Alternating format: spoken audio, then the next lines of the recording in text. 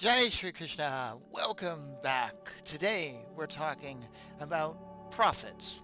I discussed this in an earlier video. We're continuing the theme here in terms of what do we do when prophets are wrong.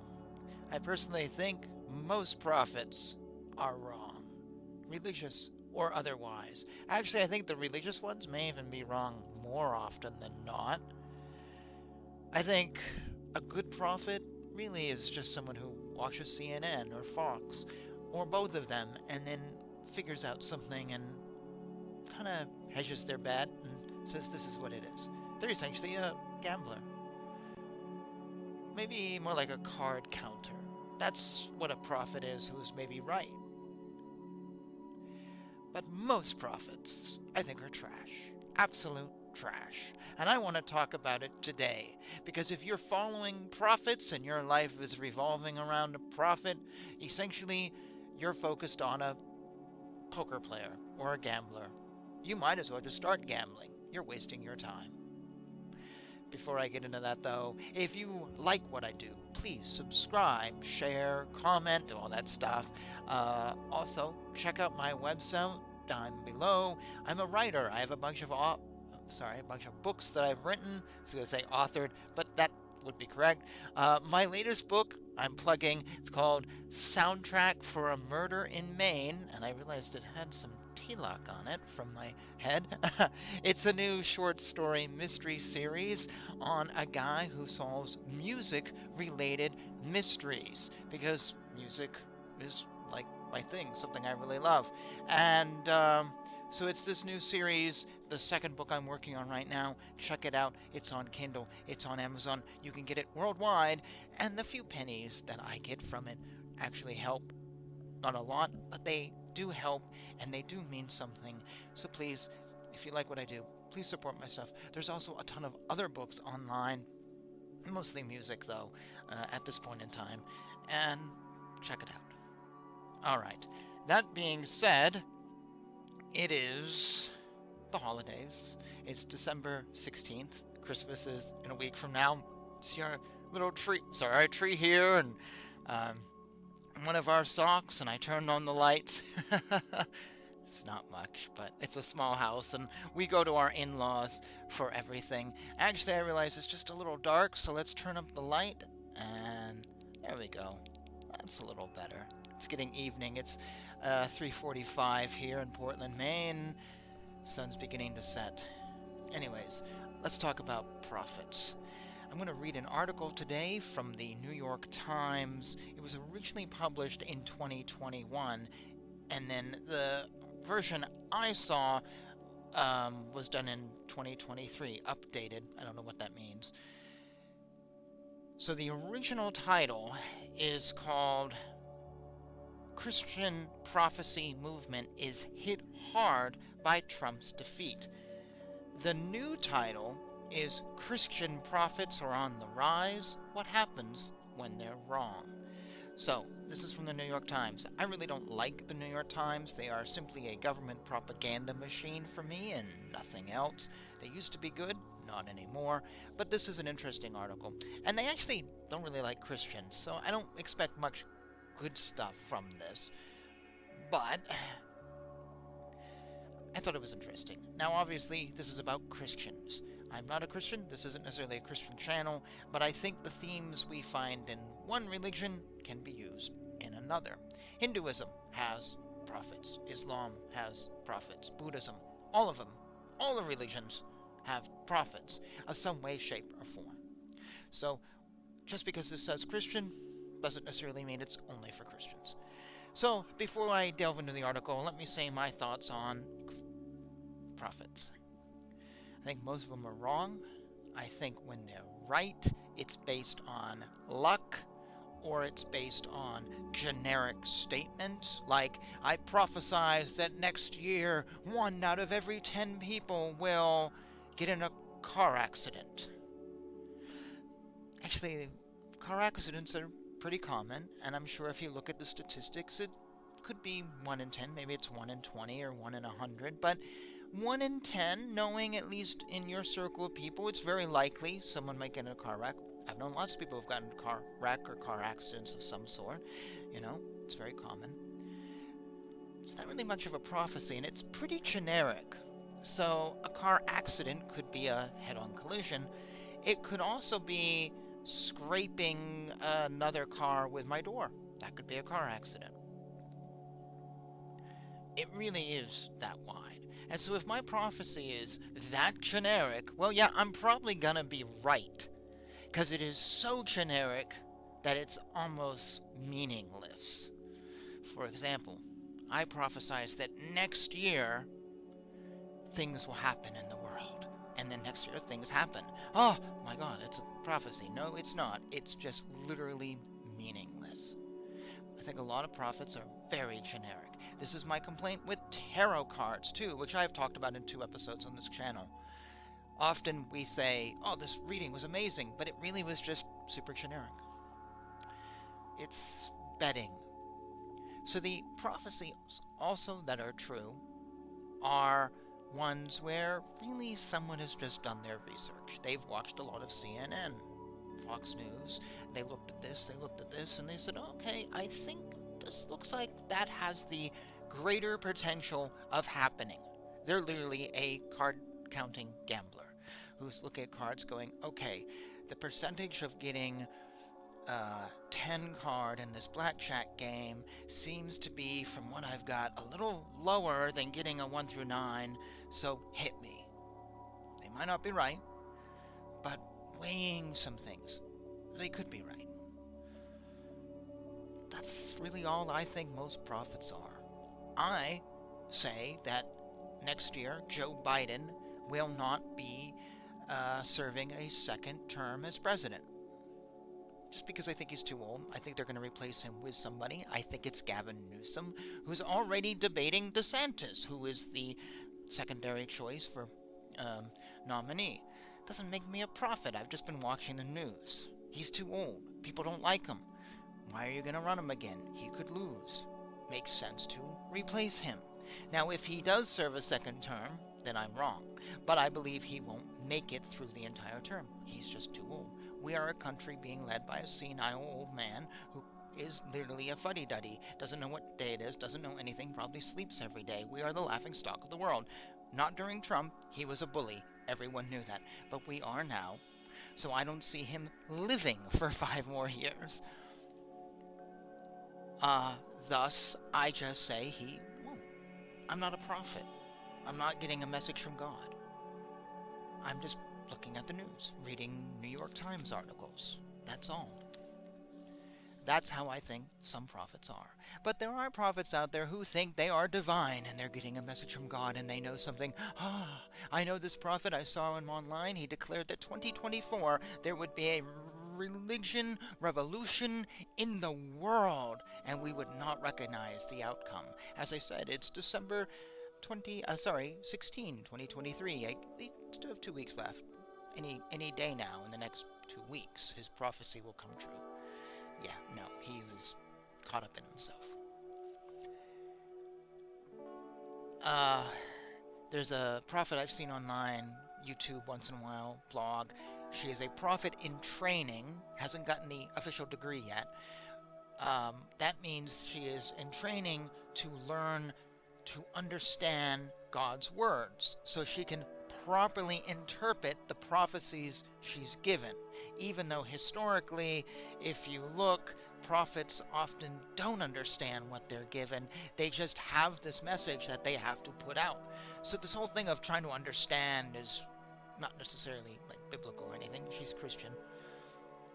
But what I find interesting is when you read her blog, it's like, the greatest problem facing America is white supremacy and MAGA. Trump will go to jail. The election wasn't rigged. You should wear masks. Well, she's basically a CNN talking head. It literally looks like she watches CNN and then blogs whatever she hears. Wow, what a coincidence. God is CNN. And everything CNN says is exactly in line with what God says. And if CNN changes their view, God does too. You're not a prophet, woman. You are a woman with an ego.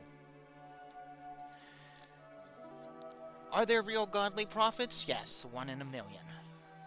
maybe 1 in 2 million. And I think they keep it to themselves. Anyways, that's my view on prophets. If you are following a prophet, why? Why are you wasting your life? Why are you wasting your time? Just learn to play blackjack. You might make money.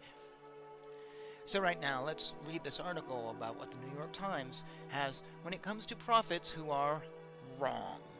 I can tell you right now, most of them deny it. I know one online that declared Trump would win 2020 when he didn't. She literally gave herself a facelift, not a physical facelift, but her whole channel and YouTube and everything completely changed, and now she's got a whole new act. And no one's going back looking at the old videos because they're so completely different and they're topical to the time. Others just pretend they never said anything, like this one who said 2023 was going to be a revolution. He just never said anything again. What a coincidence. Alright. Jeremiah Johnson, a 33-year-old self-described prophet. That's a joke. Was one of the few evangelical Christians who took Donald Trump's political future seriously back in 2015. I'll have to say right now, I prophesized that he would win. But I never made it public, so I can't cash those chips in. But I did.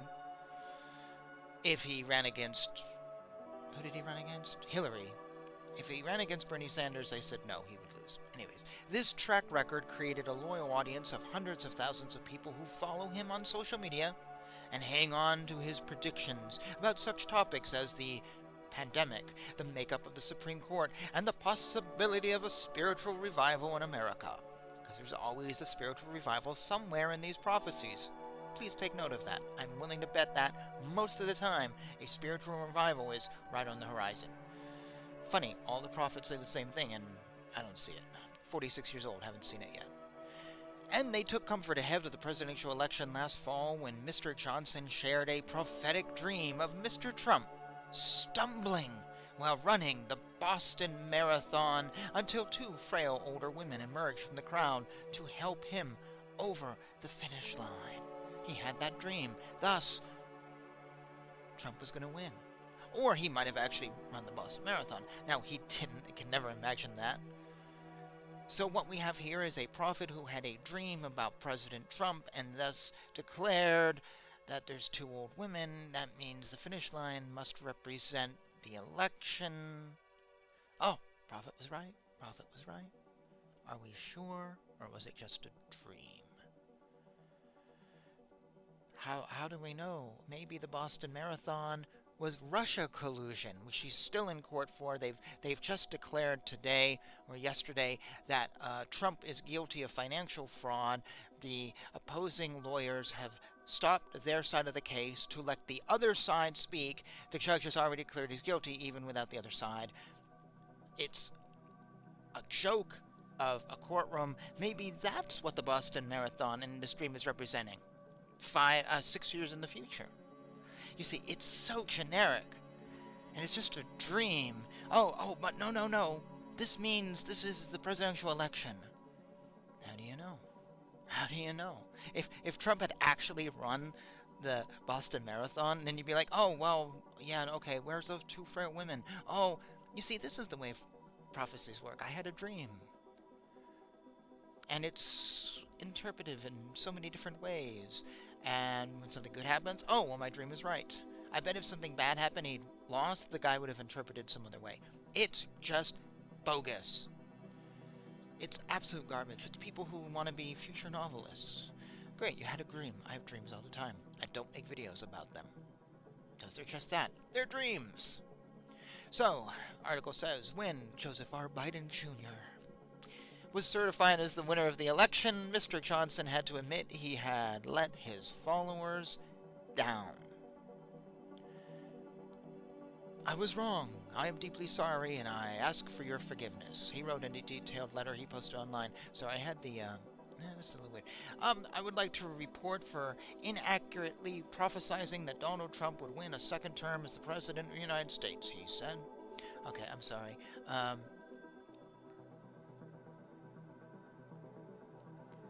It's just the time on this.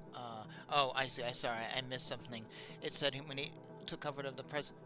He shared a prophetic dream ahead of the election last fall. I missed that last fall, so I thought I was talking about 2015. I'm not. I'm talking about 2020. But notice this dream I had. I've not read this article, and I literally thought this was talking about 2015, and here I am saying to you, well, you know, Boston Marathon's the election, and he was helped over the election. I thought it said, this dream said he would win. I thought it was clear. And yet he lost. And then the guy comes out and says, well, I'm sorry, I was wrong. But why? Maybe, as I said earlier, maybe the Boston Marathon doesn't represent the election. It represents his fraud trial, or January 6th, or whatever. Maybe, how did he know? Luckily, I give honor to this guy that he says, I'm sorry. But it's just so up in the air. Prophecies are so up in the air to begin with. You should feel sorry for conning us. It says, the desire to divine the future is a venerable one, true, fueling faith in figures from ancient Greek oracles to modern astrologists. Christianity, in particular, is a religion where fundamental text is filled with prophecies proven true by the end of the book. Yeah, because I don't think they published any of the stuff in the Bible that countered the prophecies. Of course they wouldn't. Whether the gift of prophecy continues into the present day has long been the subject of intense theological debate. But in recent years, self-described, anything that's self-described must be crazy, prophets have proliferated across the country. Why is it driving me crazy? Because when something is self-described, it doesn't need to be proven. I just say it's true, and you're going to go with it. I said it's true. Why are you disagreeing with me? You know, 1 out of 10 of my prophecies has come true. Therefore, technically, I'm true 1/10 of the time, thus I'm a prophet. I am a self-described prophet. Ta-da! This goes against, I talk about this all the time, the scriptures, which say, and I talked about this, I think, in the last episode, or I was doing a video or something, where the scriptures literally list, how do we know what a guru is? Boom, boom, boom, boom, boom. If the guru is this, this, and this, they're legit. If they're over here, that's questionable. When you have a self-described thing, you don't need a list, you don't need anything. And ironically, they never show scripture. None of these people show scripture. Or when they do, it's in their favor. And it's just, whenever you see self-described, this is why in Hinduism we talk about lineage so much. Everything should have a lineage. Why? Because it shows some authority. When you're self-described, you have no authority. You've created your own authority, and nobody can counter that. Which means theoretically you're never going to be wrong. Even when you're wrong, you still won't be wrong. Because you are the authority. Anyways, let's keep reading. I'll just try to say it's over. But in recent years, self-described prophets have proliferated across the country, accelerating in stature over the course of the Trump era. I don't know if that's true. That might just be, we see more of it because the online world is more than it was 30 years ago. There was no online world. So you didn't get any prophecy if you didn't read the New York Times. No one could sit and blog. 50 years ago, how would you hear? Over the radio, over the TV, from your neighbor talking. That was it. Or a newspaper, too. And books. Nowadays, I can get online and have 5,000 prophecies. It doesn't necessarily mean there's now 5,000 prophets. Could be. And there could have been 5,000 prophets 50 years ago, but they had no way to give their message out. So I don't know if it's grown. I think it's just, this is a social media thing. And also, when you have 5,000 prophets, it's now duplicated here, here, here. It's on Twitter. I have an account on TikTok. I have an account on YouTube. So suddenly 5,000 prophecies becomes 10,000 prophecies, 15,000 prophecies. There's really only 5,000 prophets, but it's just duplicated. It seems massive. It's not. I really believe most of what we see is just due to, it's not as much as we think. You know, we often hear like the woke progressive movement, you know, like Doctor Who's catering to it, and the response is, you're literally catering to a minority of people on X who also have an account on these other channels. That's all it is. They are stars within what is now one of the fastest growing corners of Christianity, a loose but fervent movement led by hundreds of people who believe they can channel supernatural powers, show me one of those powers, and have special spiritual insights into the world events. Again, show me a power. Oh, my power is prophecy. Funny, all these people have the same superpower. But yet doesn't the Bible say some people are an arm, others are a leg, some are a head, some are this? We're all different parts of the body, but yet everybody has the same power. Don't you think God would diversify that? If God was involved in this, God is not. Many are independent evangelists who do not lead churches or institutions, because that would require them playing by the book. They operate primarily online, where there is no one to shut them down, and through appearances at conferences or as guest speakers in churches, making money through book sales, donations, and speaking fees. You're basically speaking for a card counter gambler to come to your church and tell you you're going to win if you learn how to count cards. It's just garbage. These are just frauds. And they are part of the rising appeal of conspiracy theories in Christian settings, echoed by the popularity of QAnon among many evangelicals and a resistance to mainstream sources of information. First of all, mainstream sources of information are lying. Al Gore just came out yesterday saying you should not believe any independent media, only the approved government media, CNN, MSNBC, should be followed, none of the others. And Pravda newspaper should be followed. The official newspaper of North Korea should be the only source of news. The official newspaper as overseen by Fidel Castro should be the official source of news. Of course. Who doesn't say that when they want a communist regime? No. We don't trust the newspaper because the newspaper lies. How do we know the newspaper lies? Because I'm reading an article by New York Times, and it just lied. Right here it says, echoed by the popularity of QAnon. There's no such thing as QAnon. I truly believe there's no such thing as QAnon. Think about it this way. Judge Kavanaugh, when going for the Supreme Court, they had the woman he raped 30 years ago. The diaries, the journals, the calendars. It was a lie. He didn't rape her. He was at the party. He left. 2 people confessed to doing it. But they had all this stuff and 50 million witnesses, it seemed, to accuse him of something he didn't do. But yet, we've never been able to track down QAnon. No one can show a QAnon forum. You notice there's never any, here is a quote from QAnon. We don't have any. Here is a QAnon person. Here is the leader of QAnon. It's funny, you can track down someone at a college party from 30 years ago, but you can't find a single QAnon, which seems to be this thriving organization, which half the country is involved in. But you can't track down anyone, you can't arrest anyone. Isn't that really interesting? It's almost like it doesn't exist. It's just a boogeyman. So such a thing as QAnon. Really, there isn't. Let's keep reading. So, this is a lie. So the New York Times lies. But yet, we're supposed to believe mainstream sources of information, but you literally just lied. In the exact sentence, you're defending yourself. So how can I believe you? I can't. Has nothing to do with prophecy. This is just me reading the news. The prophetic imagination, and that's all it is, imagination, roams far beyond national politics. It follows the Super Bowl and the weather. It analyzes events in pop culture, like Kanye West's recent turn towards evangelicalism and global events, including a particular fascination with Israel. Rest in peace, those being killed right now due to Hamas, which no prophet saw, funny enough. Many prophets caution followers against trusting what they read in the news. That's not prophetical. That's just, you should have done that since the dawn of time. But in its place, they offer a kind of alternative news cycle, refracting and interpreting events in the real world through a supernatural lens. I'm going to tell you a story about Benjamin Franklin. So Benjamin Franklin, before he got into government, before he became famous, was a journalist and a writer, and he was just struggling, a young man struggling. And the governor was Pennsylvania, came to him, this is a true story, came to him and said, look, I will pay for you to establish a newspaper if you, Mr. Franklin, can buy a printing press. If you do that, I will help you then get your newspaper going, and you have a direct line to me.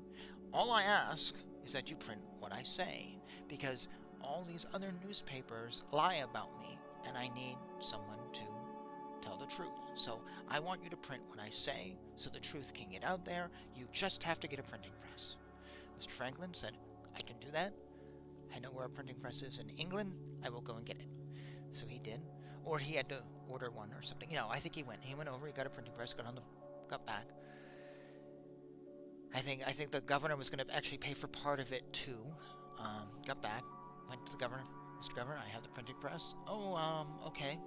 Well, I'd like some money, please. No. Really?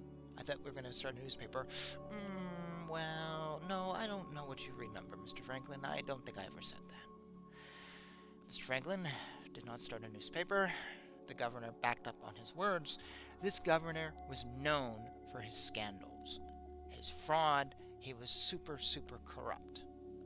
He wanted a newspaper that would print his words, not because they were true, which he said, but because he wanted some outlet to spread his lies. All the other newspapers were actually giving the truth. Mr. Franklin just needed a job, didn't really care, or if he knew, he overlooked that. The governor just needed a propaganda machine, and then he backed out when there was financial problems. Yet, according to this article, we should trust Mr. Franklin, because if he had started a newspaper, his newspaper would have been reporting the truth, because you can't get any more mainstream than a newspaper that is tied to your governor. According to the New York Times, Mr. Franklin, reporting what the governor said, would have been the truth and only the truth. Yeah, no. It was an embarrassment for Mr. Franklin to discover that he had been defrauded by a liar. But yet, the New York Times says the governor would have been a truth. So, it's all whatever. But it's through a supernatural lens. You see, the rest of the sentence was interpreting the world through a supernatural lens. So, that makes the whole world different. But as I said at the beginning, a lot of these people who are prophets aren't actually connecting to God. They're just reading CNN. They're just watching Fox News. Like this prophet in training, she literally just watched CNN. There was nothing supernatural about paying for your cable TV subscription. And actually, what is supernatural is getting yourself to watch propaganda every night. That is sickening. Anyways, in my lifetime, quote, Michael Brown, an evangelical radio host and commentator who believes in prophecy but has called for greater accountability when prophecies prove false, he has said, in his 49 years. In my 49 years as a follower of Jesus, I've never seen this level of interest in prophecy, and it's unfortunate because it's an embarrassment to the movement. He's completely right.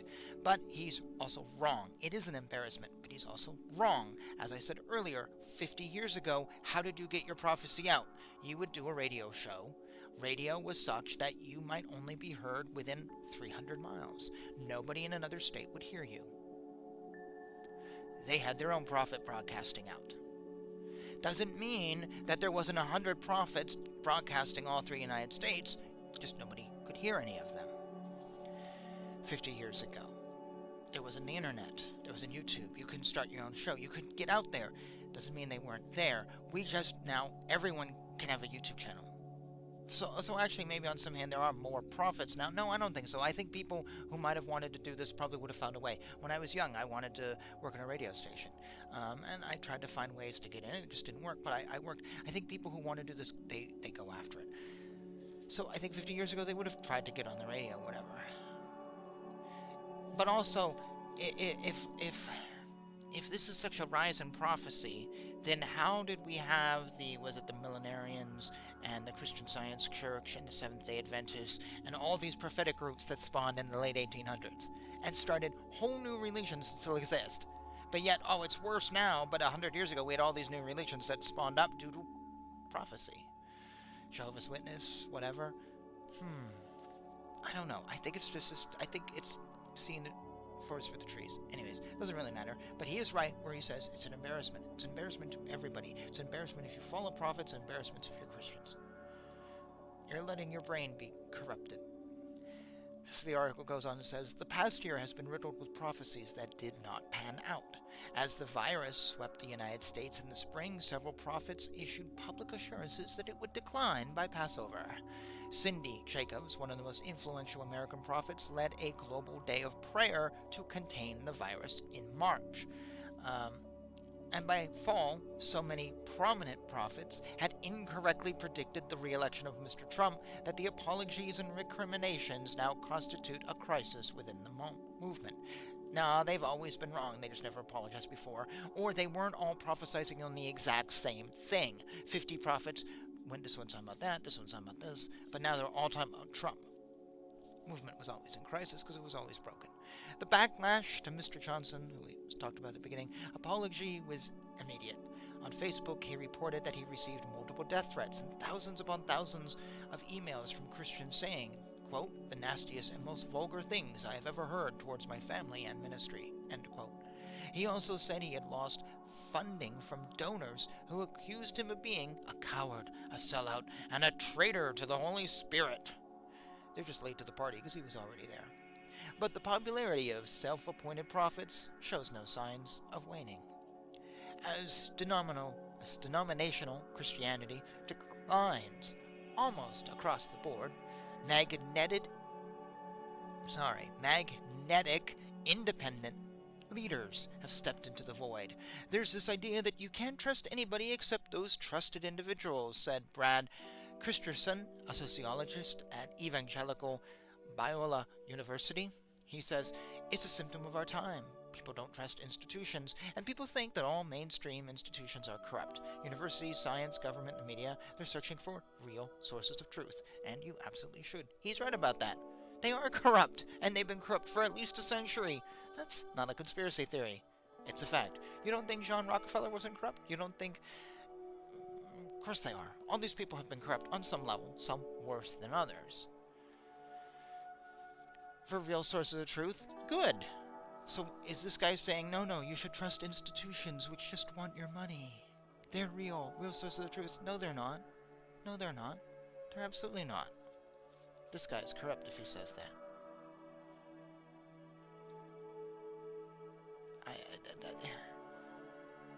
Whatever. These people are just...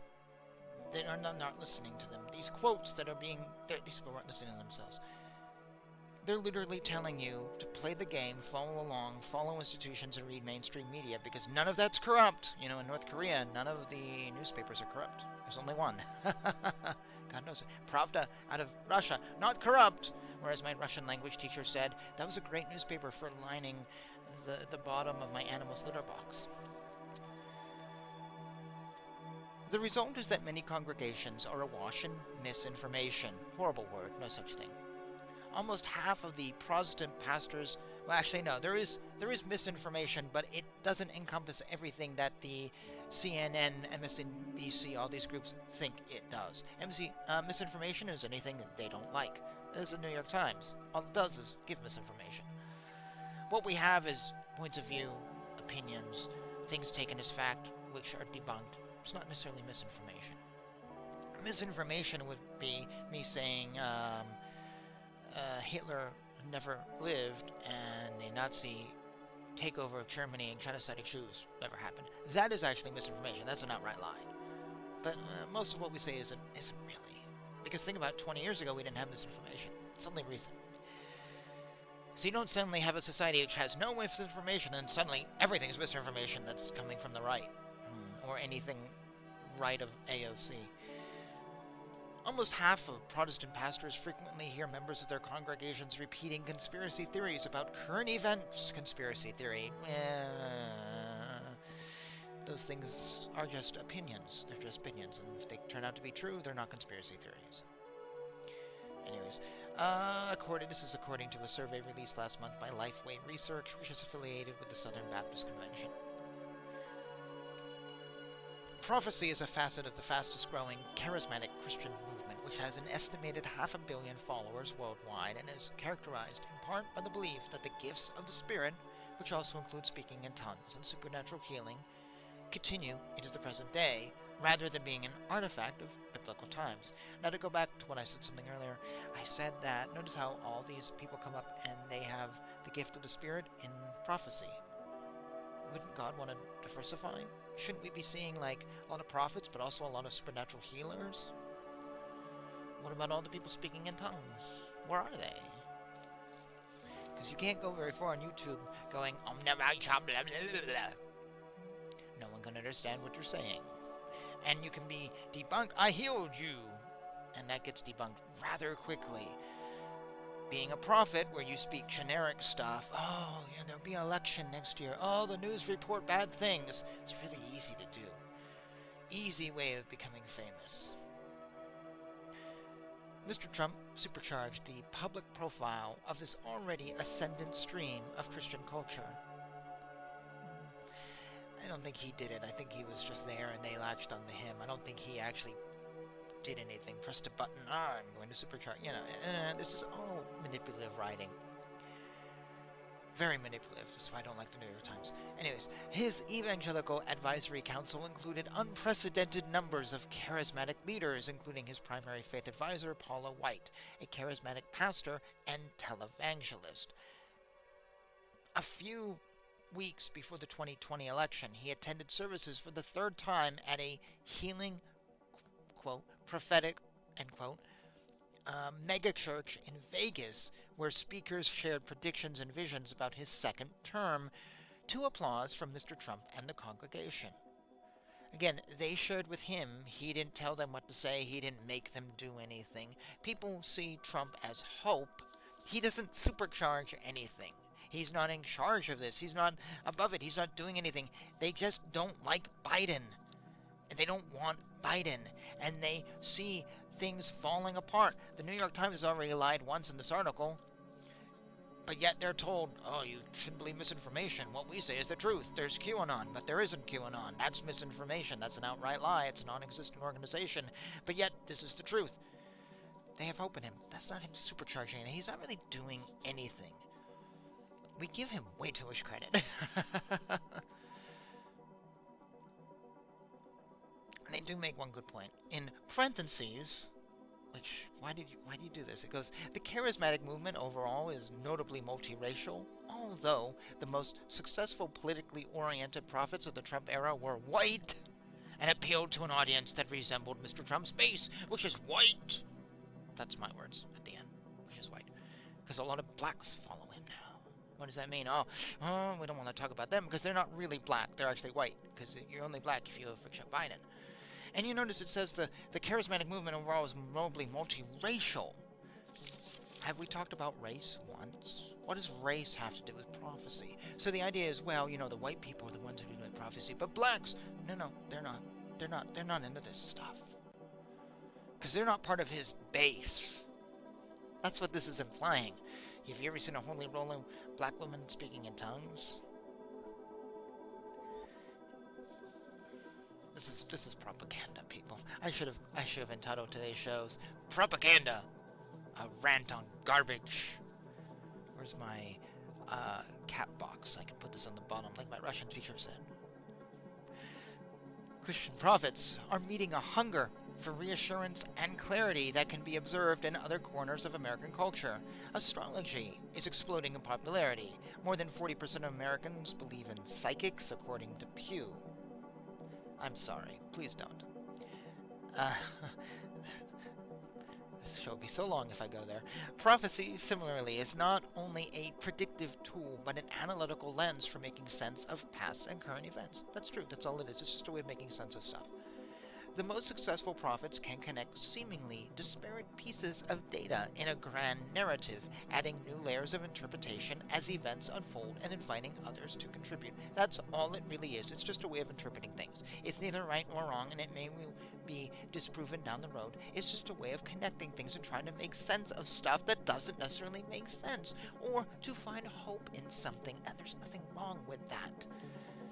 That is the only sentence in this which is good. In Crystal River, excuse me, I need a glass of water. It's down here on the ground. One sentence is good and a bunch of whatever. In Crystal River, Florida, Scott Wallace had read Mr. Johnson's prophecies on Facebook and was encouraged by them. Fine, great. He trusted Mr. Johnson, in part, he said, because of two recent prophecies that had come true, including one about the Los Angeles Dodgers winning the World Series. Mr. Johnson reported the prophecy 2 days before the team clinched the championship. So not like 6 months, Not like at the beginning of the season. No, 2 days before, when probably we already knew who was going to be in the series, or maybe not. It was like up to like 4 teams at that point, and he went with the team. Yeah, questionable. Questionable. Sports prophecies are always questionable to me. It's essentially counting cards. It's poker. It's just playing. You're just weighing. Okay, what have I seen? All right. I'm gonna guess that team. That's all it is. For Mr. Wallace, who's a pastor and a prophet himself, like minds think alike, it made perfect sense that God would be involved in the outcome of the American election, just as he is involved in every human life. Well, that is true. God is involved in everything. That's not prophetic, that's basic religion. You cannot tell me that God is only involved in some things. So God is actually not involved in the American election, but he is involved in the City Council of Portland, Maine. Really? No, it doesn't work. God is omnipresent, everywhere, and actively involved, whether you know it or not. Even in the worst of times, God is there. Otherwise, God is really not controlling the world, in which case we have this free will thing and God is just sitting back going, what's for dinner? And there's a theory some people have, but that's not like a God you're going to pray to. Or maybe that is. Maybe God just is hanging out, watching Game of Thrones. Oh, wait, was it prayer? Okay, I'll help now. I wasn't gonna get involved, but then you prayed, so I'll get involved. It's not a God I want. I want a God that's really involved. The problem is, when God is involved, there's no such sense as free will. You actually can't have free will if God is actively involved, particularly since God knows the future and as God is doing stuff. God is involved, God doing stuff, you don't have control, and we don't like to take that sense of free will away. So then we do things like this. Oh, well, it's prophetic that God would be involved in the American election because he's also involved in, other things. That's just bad theology. God. You see, I'm not even really giving this stuff that much thought, and I'm sure there's problems with my thinking, and I'm okay with those problems. But I'm just pointing out to you how it doesn't take much to start not making sense of any of this stuff. When you start pulling it apart, and maybe what I'm saying doesn't make sense either, but if I can pull this stuff within 30 seconds apart and show, look, this is very questionable, and we're going to have to explain this through some convoluted way, this is religion now. It doesn't necessarily have to make sense. You just go with it. Just go with it. Because it whatever. It's not about making sense, it's about feeling good. But that is not what religion is. Religion is not about feeling good. Religion is about something bigger. What it is, I don't know. Sometimes I really don't know. And the more I do this channel, sometimes I swear I really don't know. And other times I think I can absolutely tell you. But it's not about feeling good. It's not about us being happy. It's more than that. Anyways, let's keep reading. So, Mr. Wallace says, some people, like deists, believe God created the earth but abandoned the people and left them alone. Well, actually, there's people who are not deists who believe that same thing. And Mr. Wallace says, I don't believe that. When a friend prophesied to him in 2014 that he would soon marry, he did not even have a girlfriend, but he was married by the end of the year. That could be a prophecy. Now, that actually could be legit.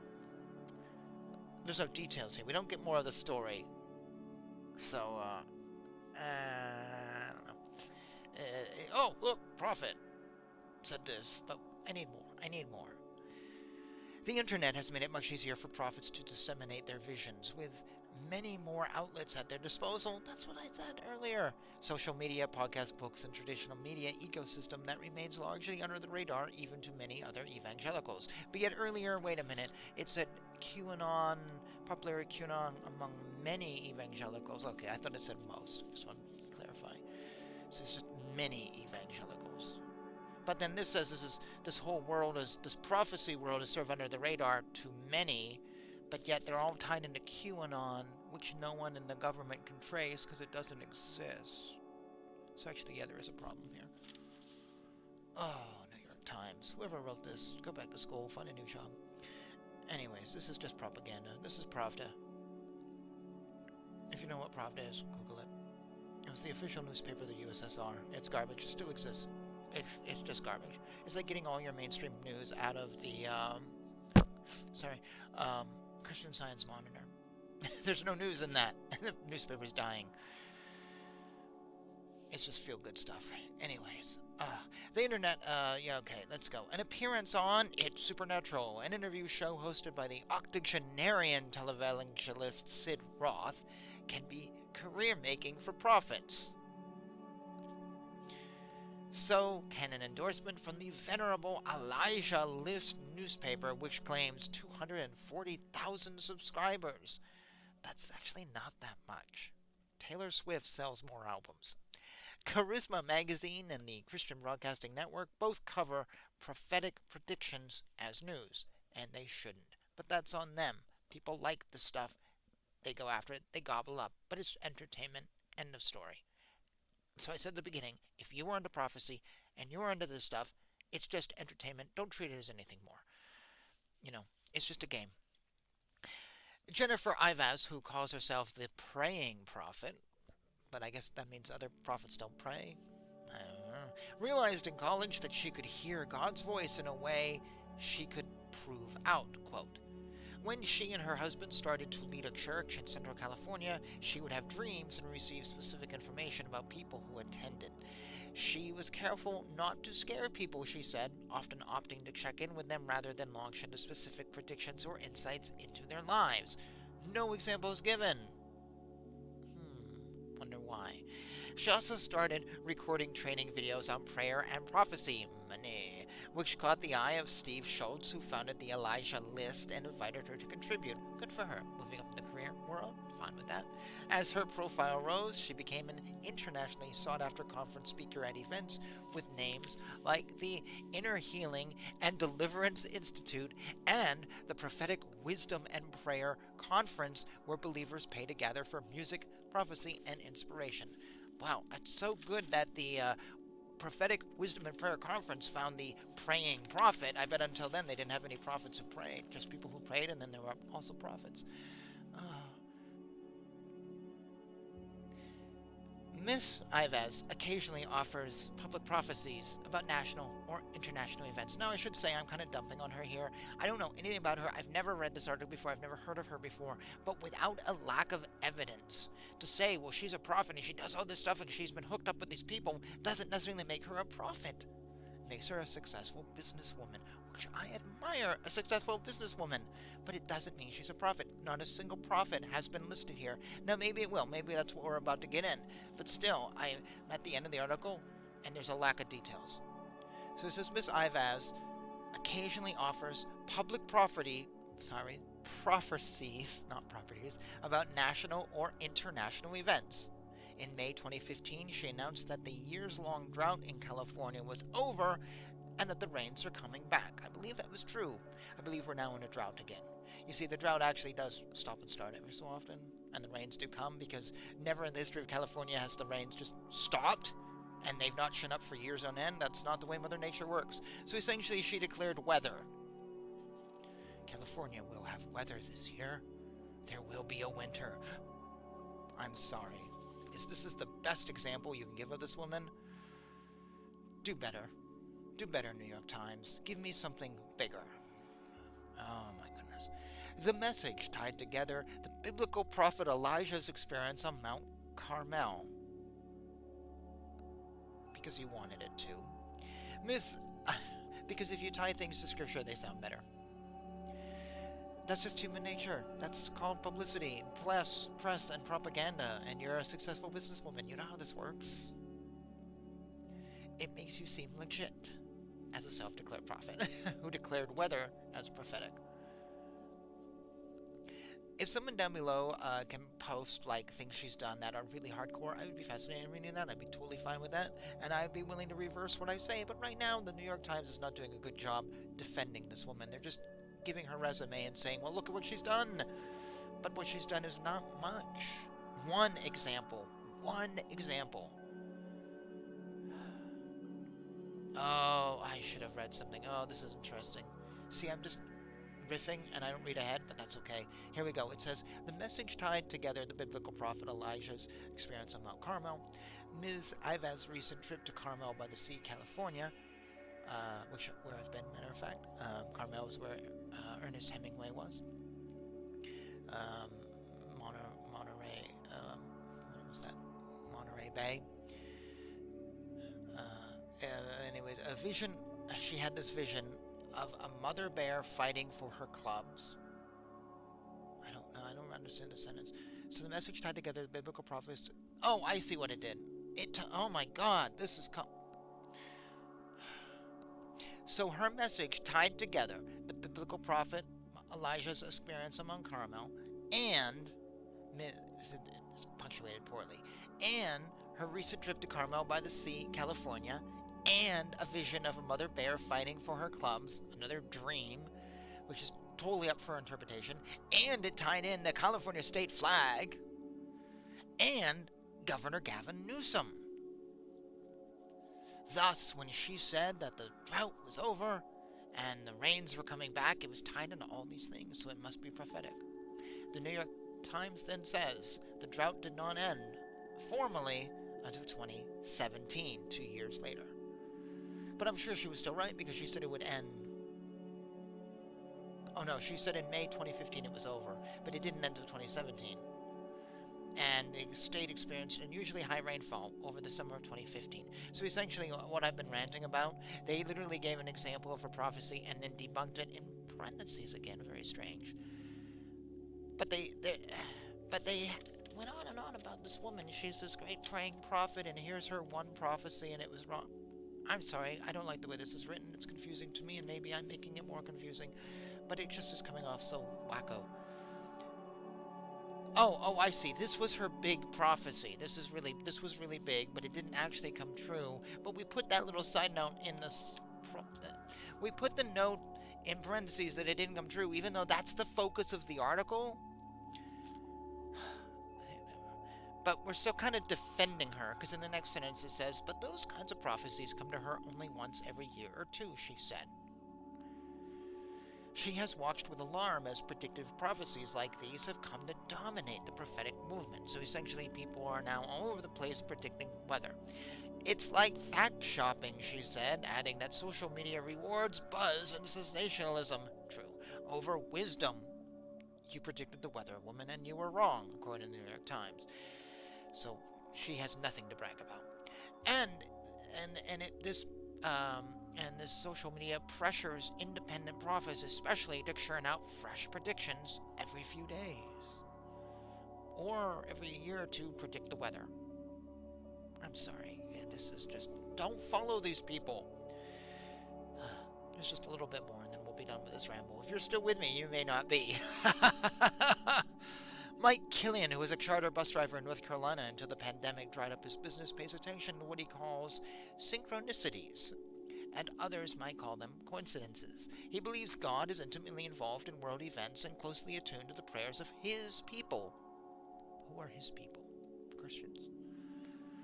If Mr. Killian's or his church, it doesn't say. Very elusive the way this is written. If Mr. Killian's phone is on the table and he mentions wanting to go on a cruise, for example, the phone hears him and starts offering advertisements for cruises. Okay, we know that's true. And he says, God works the same way. He's listening to everything you say. Okay, yeah, alright. Okay.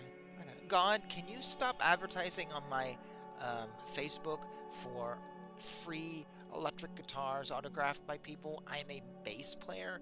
Will you please start promoting bass-oriented things? Thank you, God.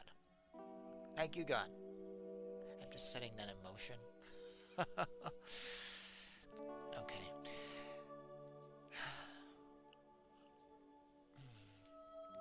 Prophets are not always right about every prediction, Mr. Killian said, and they certainly are not always right immediately.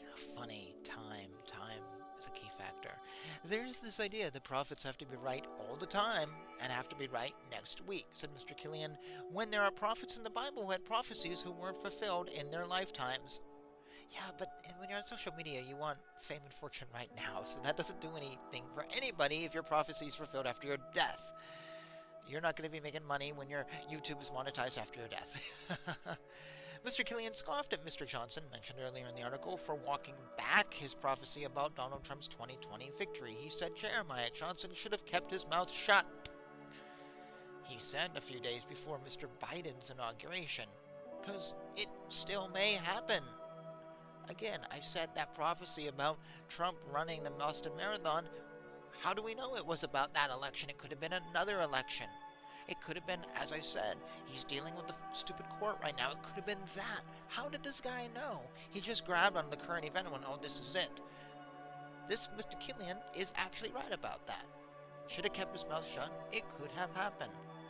We don't know, and that's where prophecies are often questionable from the beginning to the end. Totally questionable.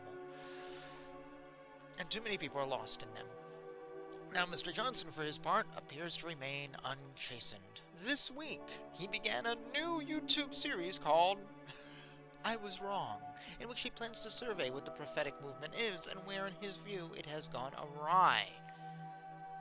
I haven't watched the channel, I know nothing about that. Feel free to do that if you wish. In the first installment, he reviewed some of his past prophecies about politics and national events and picked apart how he had erred in 2020. He said, not everything that God speaks to us privately should have been public knowledge. He said somberly, I got caught up in the moment. Well, God told you all these prophecies. You're a prophet. God told you Trump would win. You shared it.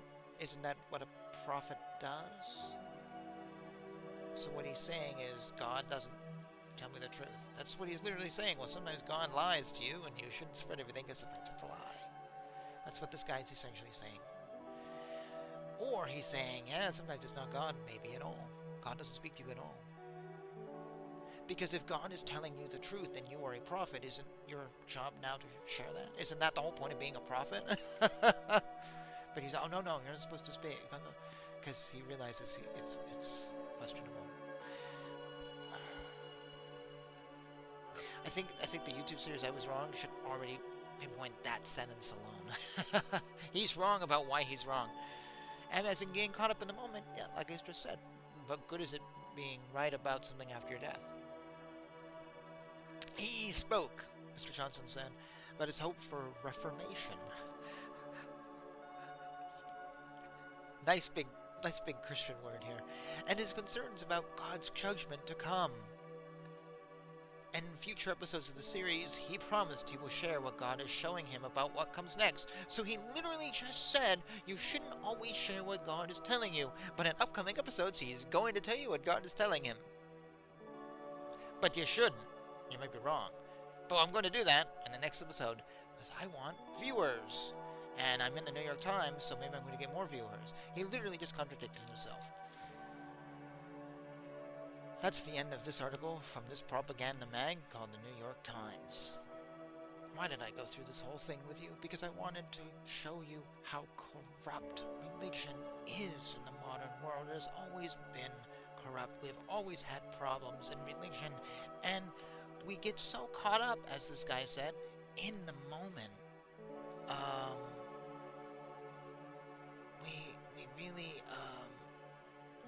We let ourselves follow things which we shouldn't, and we let ourselves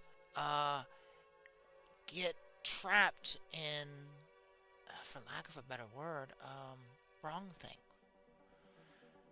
and we delude ourselves.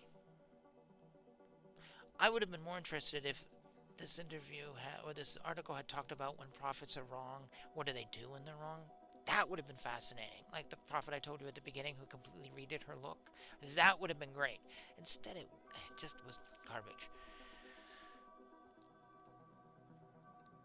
There is real religion and there is fake religion. There is playing a game and there is taking things seriously. There is having fun and there is thinking you're having fun. That wasn't quite what I wanted to say. There is doing something because it's humbling, it's revealing, it's living God's words, and there's doing things that are just filling your ego. And so much of religion is just about ego, I swear. It's just about bringing attention to yourself. That's all it is. And if that's who you're following, I'm sorry, please don't. There's more to that. It would be better, in my mind, for you to just be in your home and study your stuff. And sometimes you're right, sometimes you're wrong, but you're learning and you're studying.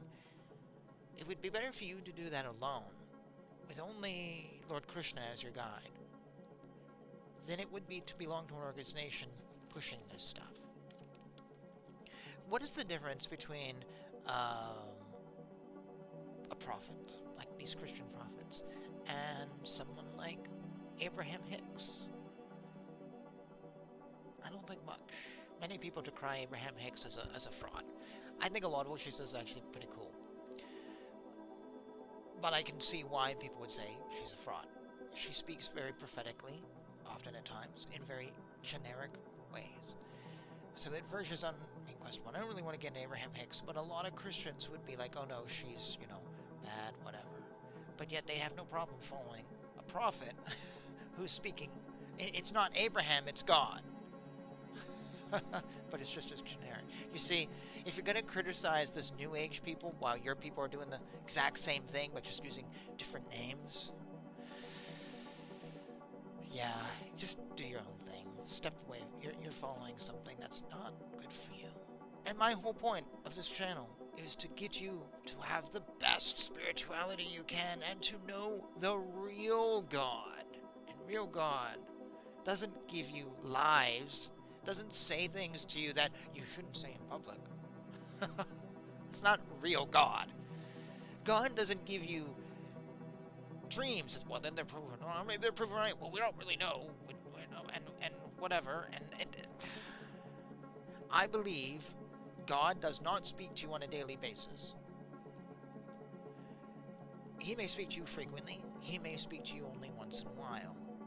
And I've talked to this with other people, and some people are like, yeah, God's always here, but I don't always hear God's voice. And others like, oh, it's only once in a while, whatever. Based on my own personal experience, I think God does speak to you, and when you get the words of God, you unquestionably know that it's God speaking to you. And I just dropped my keyboard, sorry about that. You unquestionably know what you're hearing. I have a portable keyboard here, and I'm doing everything on my lap on, sorry. You know what God is saying to you. There's no question in your mind. But yet, these people, like, oh, well, it's almost like you're to believe that God is just talking to them all day, every day. No wonder. Yeah, no.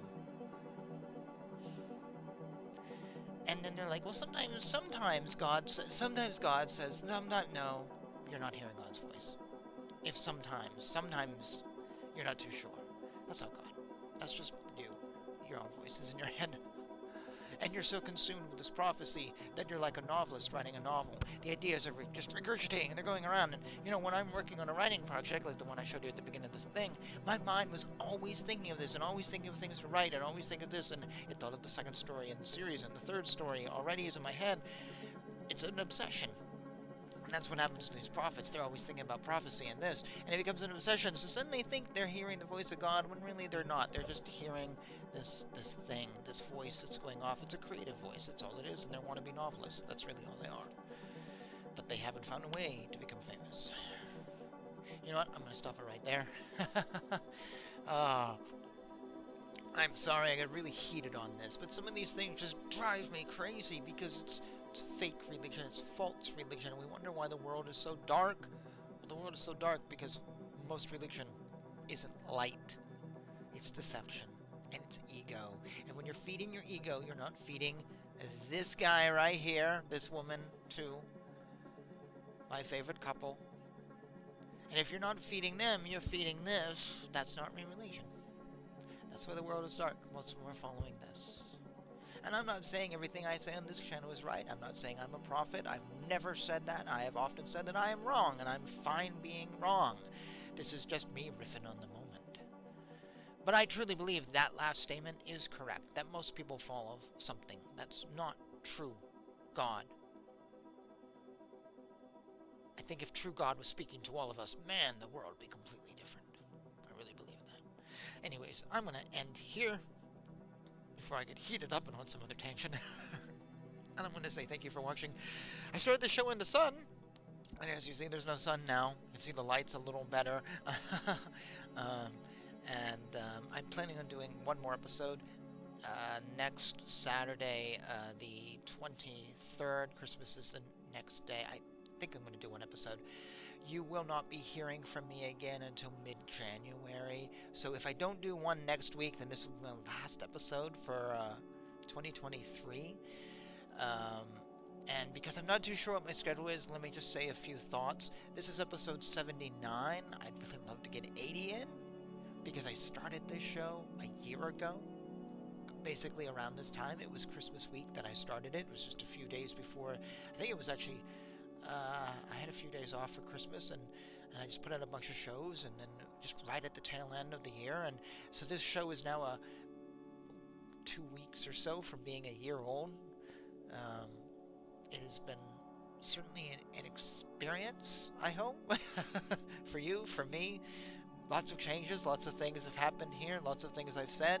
I've gone all over the place and said lots of things. Thank you for joining me. Thank you for joining me. Thank you for joining me on the regular daily episodes where I read scripture.